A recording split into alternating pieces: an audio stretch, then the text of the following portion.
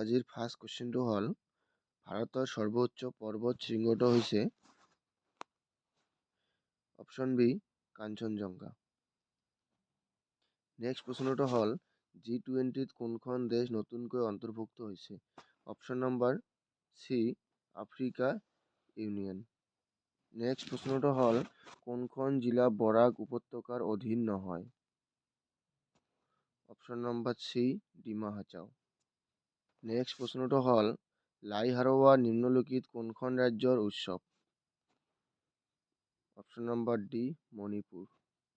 Next 5 number প্ৰশ্নটো হ'ল ভাৰতৰ পূব ৰেলৱেৰ মুখ্য কাৰ্যালয় ক'ত অৱস্থিত? Option number B Kolkata.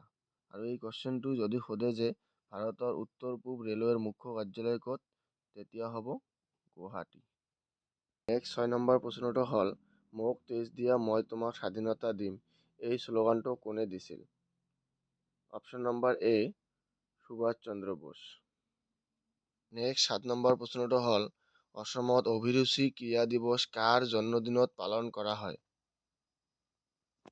Option number এ ভোগেশ্বৰ বৰুৱা। নেক্সট 8 নম্বৰ প্ৰশ্নটো হ'ল ওৰাং ৰাষ্ট্ৰীয় উদ্যান ওচৰত কোনখন নদী বৈ গৈছে? মানে ওৰাং ৰাষ্ট্ৰীয় উদ্যানৰ ওচৰেৰে কোনখন নদী বৈ গৈছে?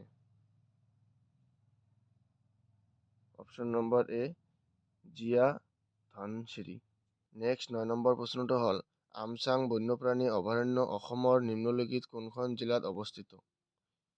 ইয়াৰে সঠিক এনচাৰটো হ'ব অপশ্যন নম্বৰ এ কামৰূপ মহানগৰ।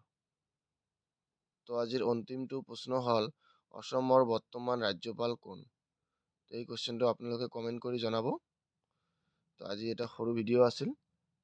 তো ভাল লাগিলে লাইক কমেণ্ট শ্বেয়াৰ আৰু ছাবস্ক্ৰাইব কৰি দিব।